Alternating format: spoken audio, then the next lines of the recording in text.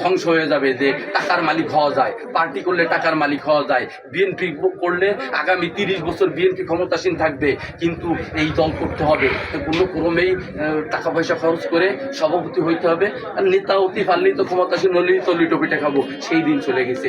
ওই রাজনীতিবিদরা বাংলাদেশে আর রাজনীতি করতে পারবে না, বাংলাদেশ জাতীয়তাবাদী দলের রাজনীতি তারা আর কখনোই করতে পারবে না।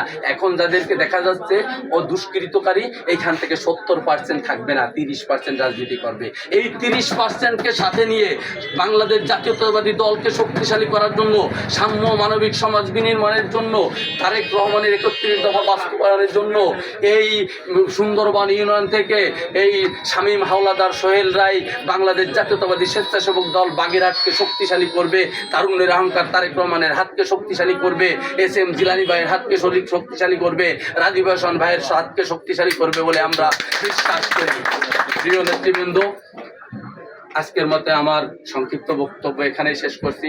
বাংলাদেশ জিন্দাবাদ, বাংলাদেশ জাতীয়তাবাদী স্বেচ্ছাসেবক দল জিন্দাবাদ, শহীদ প্রেসিডেন্ট জিয়াউর রহমান অবরোধ, দেশ নেত্রী বেগম খালেদা জিয়া জিন্দাবাদ, আমাদের ভারপ্রাপ্ত চেয়ারম্যান, আমাদের সাংগঠনিক অভিভাবক জনাব তারেক রহমান জিন্দাবাদ। সবাইকে ধন্যবাদ। আসসালামু আলাইকুম।